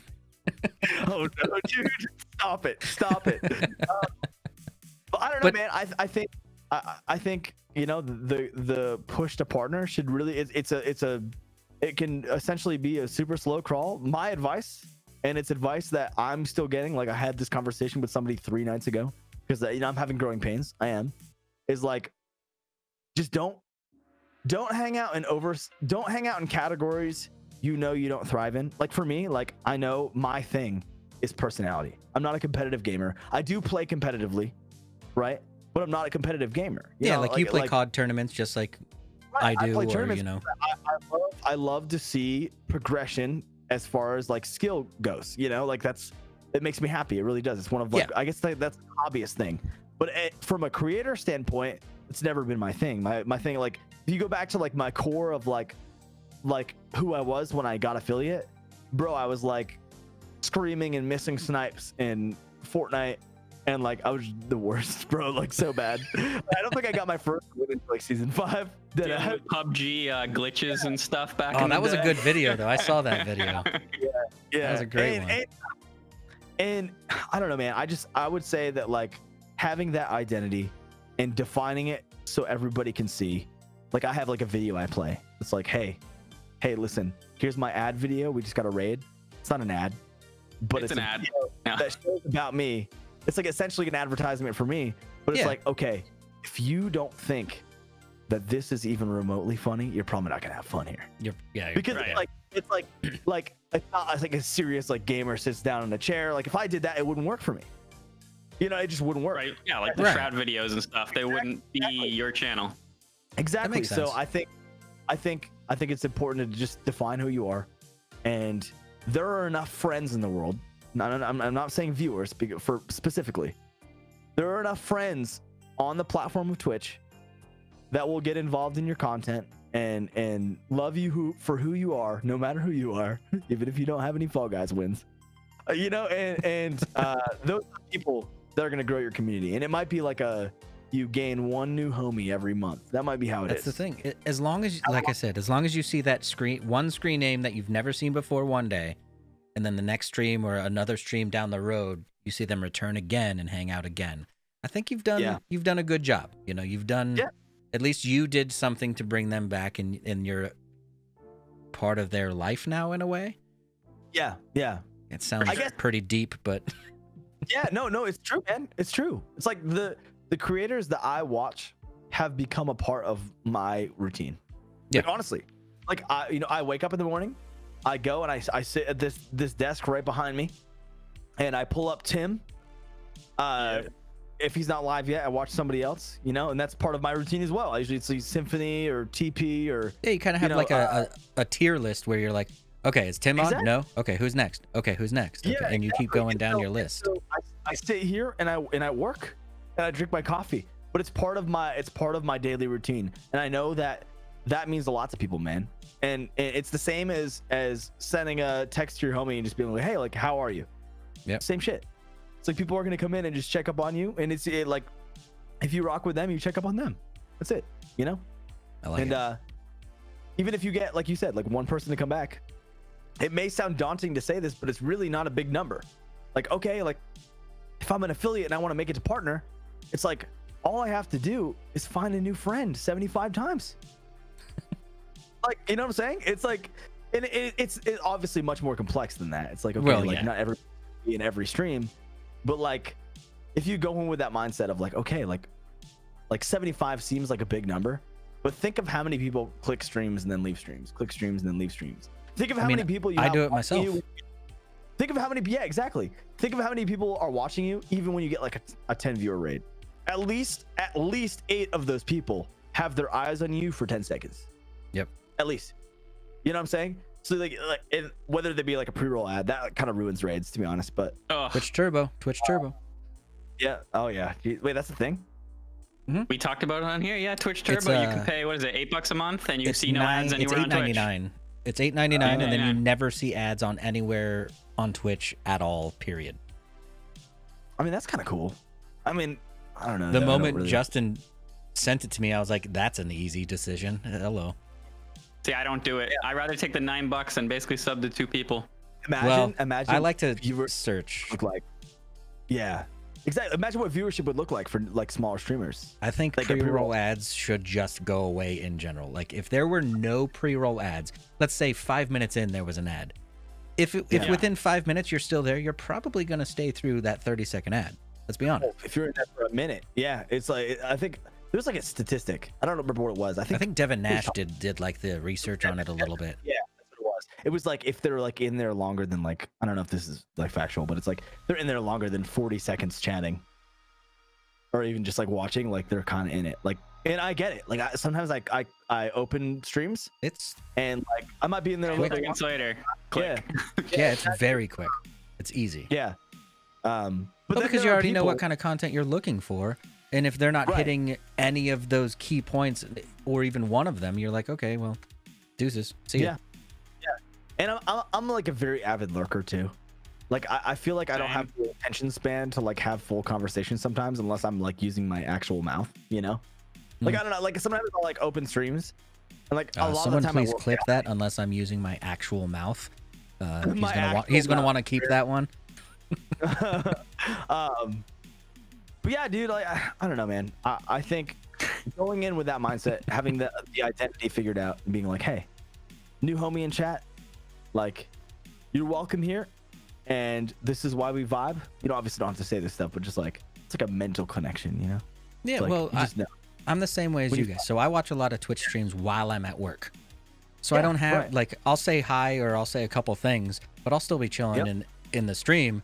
And then unless I'm called out directly or something for a question, I'm probably not going to be actively chatting the entire time we're sitting there. You know, it's going to be just intermittently here and there. That's about it. Yeah. So, yeah. I watch you guys while I play Destiny typically, you know? Yep. Or anybody else. I watch all streams while playing Destiny. Yeah, it's like your background. It's like instead of turning on the TV to a random channel on the guide and just letting it roll all night, you turn on Twitch streams and let them roll. Yeah, Makes sense. I don't watch TV. Plus, you get to hang with your friends. Yeah. But I don't know. That's kind of how I feel about the push to partner. Now, obviously, like I haven't made it like to partner yet, but you know, I think that's like kind of a good grasp on it. You know. Yeah. You know, and I have this conversation with a lot of friends who are partnered, and it's like, okay, like it's like all you need to do is like it's compounded effort. That's the thing. Like there's no like honestly, YouTube is like almost as harmful as it is helpful for streamers. YouTube, that's a hard egg to crack right there. Yeah, there's so much misinformation on how to properly grow your stream because there is no proper way. There isn't. It's like it's an individualized concept that you have to figure out, and some people figure it out at a much larger scale and are like partnered in like a month, but it's because they have their thing.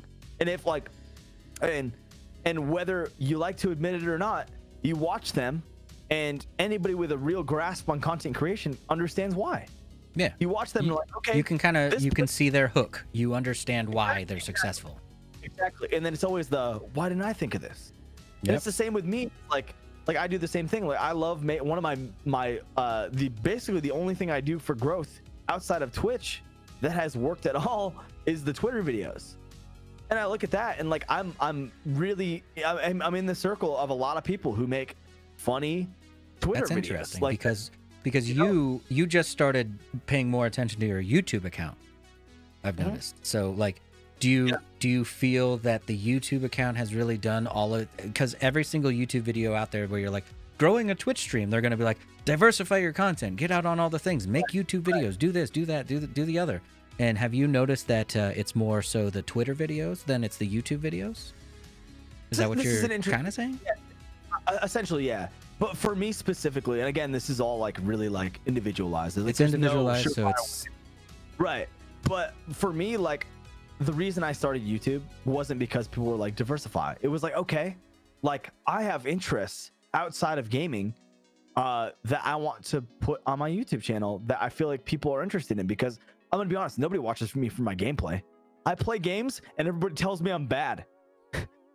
Even when I win, I'm bad. You know what I'm saying? And it's like okay, so like for me, and I get it. It's like I'm not a competitive gamer. Like I have a competitive mindset sometimes, but that's not my thing. You know, yeah, what I'm you may saying? be Just better like at this game than the other game, but you're not like and so for me, like people were like, okay, like diversify. And to me, like the diversifying was, I looked at it in two different ways. I said, okay, I understand streamer Twitter. Like I understand what I mean by streamer Twitter is there is a massive market for people who understand Twitch and understand the affiliate grind, the partner grind. They understand the drama. They understand everything that's going on every day. Like there will be Twitter drama about affiliated streamers and it will go viral. You know what I'm saying? And I'm not saying like, I'm not saying that that's a bad or a good thing. What I'm saying is that market is there. So I was like, you know what? Like, what if I made a video about self-promoters? Like that would be funny, right? What if I made a funny song with a weird ass video that made people uncomfortable and I put it on Twitter? And I did, and the second day I had 20,000 views. You know what I'm saying? And I'm like, okay, like that's been figured out. Have you tried TikTok at all? I have. I feel like I'm a little like, I feel like boomer status. I don't know why. I feel that. Like, I kind of do too. Unless you're an older mom, or like there's like certain demographics within TikTok that work really well, and we are not it, or at least in my experience, we're not. I just don't understand it. It's like I'll post like, I think I have like a video with like 4,000 views or something, but I'm like, okay, like nobody came to Twitch, like nobody, like I got some comment, like they went ha swipe. Yeah. So my mindset with that was like, okay, I'm gonna do this because the thing that I had posted was like, and I guess this is the point I was getting with YouTube too, is like there is a I don't want to say algorithm. There's a format for content, specifically gaming content. That is, again, what we're talking about with Twitch is like that minimum threshold.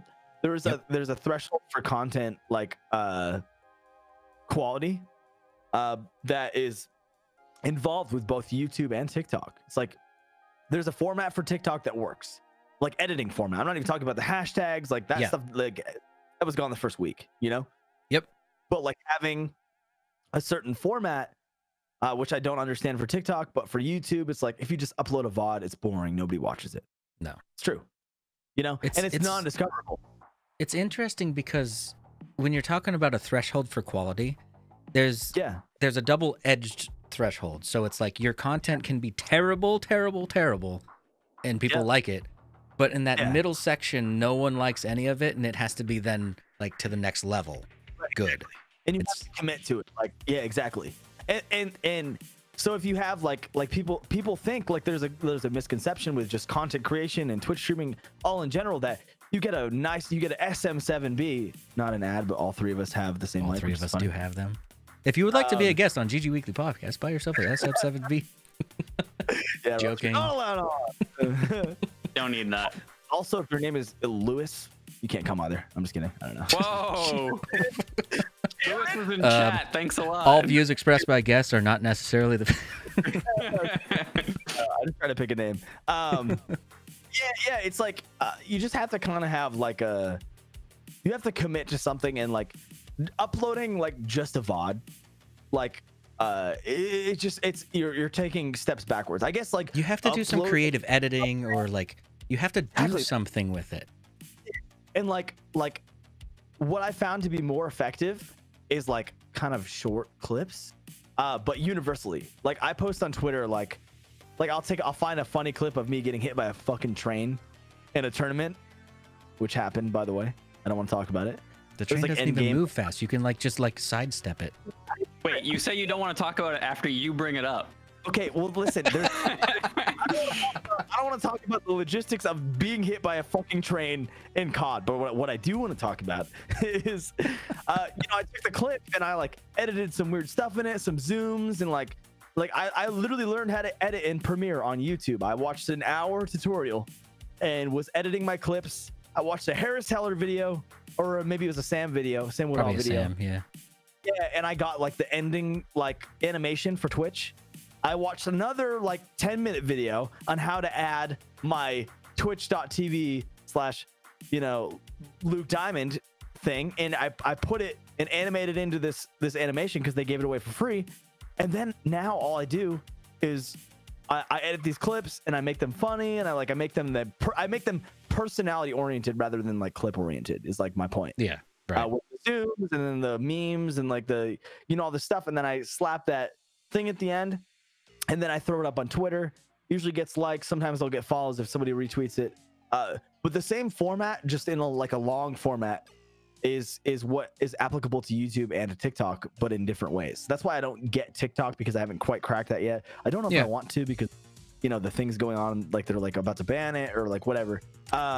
We'll see. But, yeah. But like YouTube, like there's a certain format to it, and if you're gonna diversify, you really have to double down, because like, and you have to study it. Like you can't just be like, I'm just gonna upload to YouTube, and I'm just gonna drop my videos. I'll clip out this little section and then do nothing to it and just plop it on YouTube.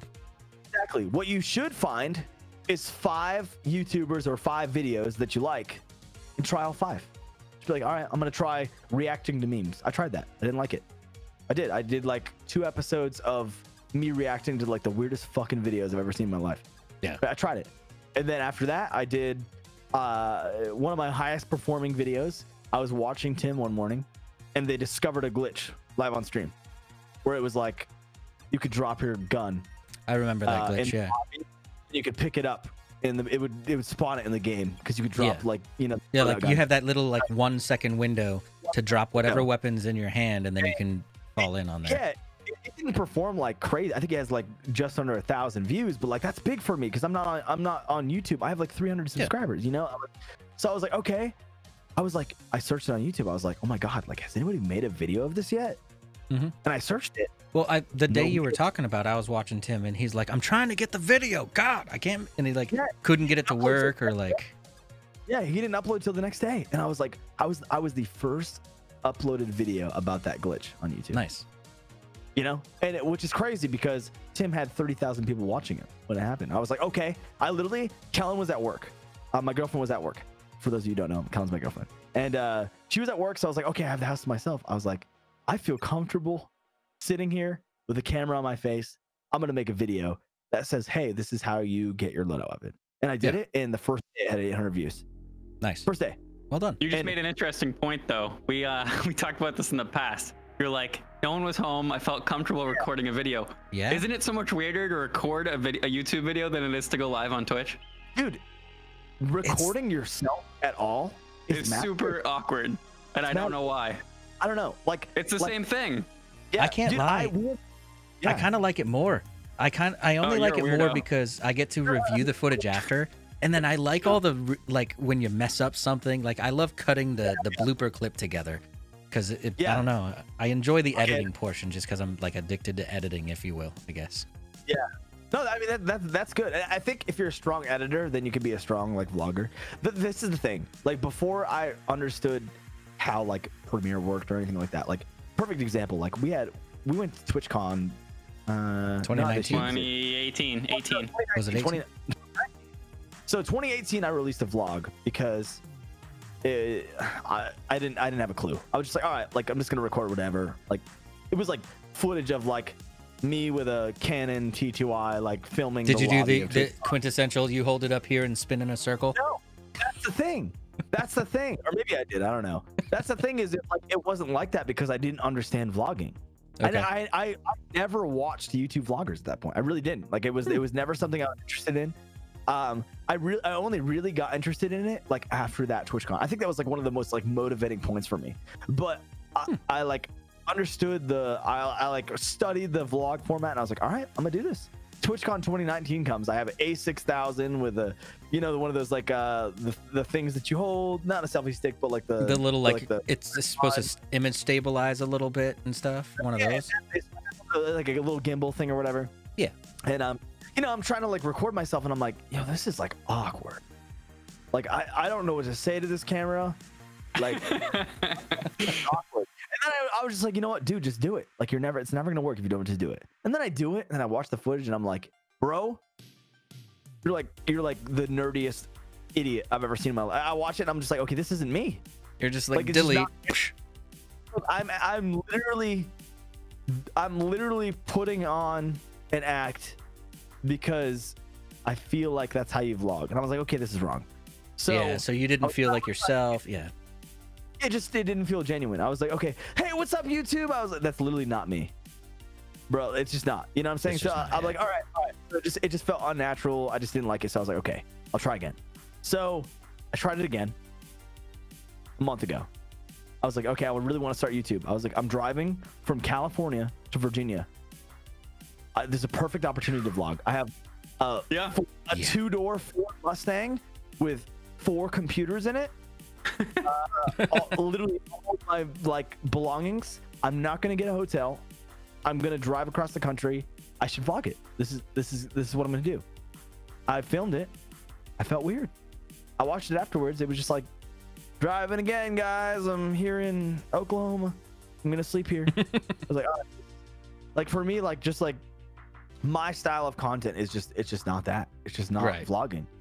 You know, and maybe that will be like, if there's something special going on, maybe that will be my format and like what I do. But I don't know. I think you have to have a certain personality, and I don't know how to say this, like a very elastic personality when it comes to being like a creator on YouTube. That's a vlogger. Okay. Whereas like if you're a Twitch streamer, like there's so much you can do with Twitch content to make it not just Twitch content, but you have to put in that effort is what my point is. Yeah, like a vlogger's interesting because let's say you are in a car. You're like, okay, I don't have the computer to help me out with creating content. I don't have a video game, or I can't look up a YouTube video, or I can't research something on the net. Like you just kind of are you on camera and you're like, I don't even know why I have this thing turned on, but we're going to record a video. How's it going? Like, yeah. And maybe that works for some people. I don't know. Like I can't, I watch it and I can't picture it. Like, and I know Baggy, you feel the same way. It's like, it's just weird, right? Oh yeah. And because I know you feel like that, maybe it's a bias, but I feel the same way picturing what you would be like vlogging as I do watching myself. It's like, we just aren't, we don't want to do it. Back when Twitch crew used to have like, you know, for instance, I don't know, I think it was my birthday, everybody made clips to like send to me, and other people wanted videos for their stuff, and I always felt bad because I would record me to send them the clip, and it was so bad that I wouldn't send it. Like I felt so awkward and out of place, like being like, hey, you know, love you, how's it going, you know, like, yeah. And I'd watch it back and be like, what the hell am I watching? And I'd just delete it. Right. Yeah. Okay. I don't know why. It's very odd. I don't know if it's because you don't chat or because you can't just like you said, play a game and like do whatever else you like to do. You're like just focus on saying words. Right. Which sounds stupid being on a podcast, but you know, you're just focused on saying words that like. But I have you guys to vibe off of, you know, yeah. like. Right. This is just conversation. Like just conversation. Like if you were just having conversation in like a vlog format, it would just be weird. You know what I'm saying? Yeah. Like there's a certain, I don't want to say expectation, but there's a certain like, you really have to be like the most like eccentric version of yourself. you know, and you have okay. to, I can see what you're saying. People have to watch you and be like, oh my God, I like this guy. Like even faster than Twitch, because without you with being Twitch, able to react to what's happening in the moment either. Like you have to pretend like there's moments happening when there's really nothing going on at all. Whereas like in Twitch chat, if someone says something funny or something happens in a game, you're actively reacting to a situation that's going on. In a vlog format or a video format, you're like, well, I'm going to pretend like this wasn't planned. Yeah, let's go. That's the difference between Twitch and YouTube, is like what's allowed on Twitch but isn't encouraged, dead air, right? You stop chatting because you're about to hit a snipe or something. YouTube, there is no dead air. Even if there's dead air and you're breathing, you cut it out. That's cut it out. Yeah, you chung, chung, chung. That's why like YouTubers are like, hey, what's up guys, and then they're like flying all over the place. You're like, how many is this, like 10 different takes? Like what is this, you know? But that's the format, you know. So I don't know, I just felt weird doing it, but that was I think I beat the dead horse with that one. But I don't know. It's okay. It's good.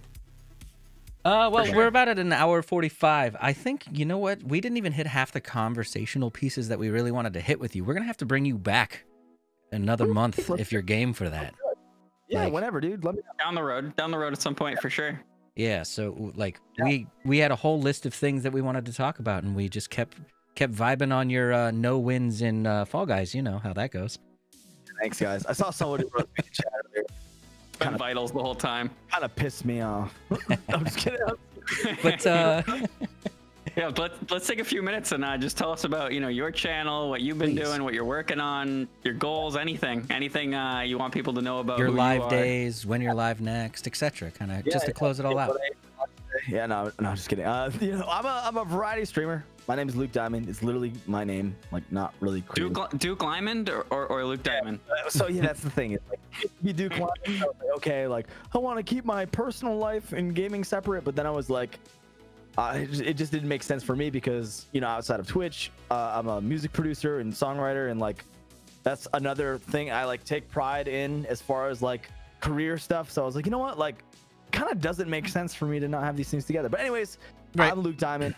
I'm a music producer, songwriter, and content creator on Twitch. Starting YouTube, but so still trying to figure it out. I'm on like video 4 of the 5 that I was saying. Like you pick 5 and you just try it and figure it out, see what you got. I have like 7 different playlists that I've tried different things, and I'm like, I didn't like that one. Let's move on. Yeah. So I'm still doing that. I'm actually having a lot of fun with it. It's a really fun thing to experiment with. But I'm a variety creator on Twitch. You can find me at twitch.tv/LukeDimond. I play a lot of first-person shooters and BR games, but I don't play Fall Guys anymore. I've retired today officially. At the top of his game. Yeah, top of my game. I got like 69 wins today, dude. But no, I don't know. That's where you can find me. And yeah. When will you be live next? Tomorrow. That will be at 6 p.m. Eastern time. Thursday, yeah, 6 p.m. Eastern time. I was like, I'm not off tomorrow, right? I was supposed to be off today, but we had a thing going on today, so we streamed today. But yeah, nice. Thank you guys for having me, man. I really do appreciate it. And yeah, of course, Luke's been a long time friend. We had our own podcast for a whole, 4 episodes. The Duke I made and Noodle the show. title screen for that thing. I remember that. So it just felt natural to bring him back on. Yeah. I'm down so whatever for part 2. We will definitely have you on again for part 2, but everyone in chat kind of stick around and we're going to find someone to raid. But Luke, thank you so much for being here. Dude, absolutely, always a good time. And thank you so much. Everyone in chat, everyone audio listeners, we will see you next week, 8 p.m. GG Weekly Podcast on Twitch. See ya. Later. Was the kiss weird? I did a kiss.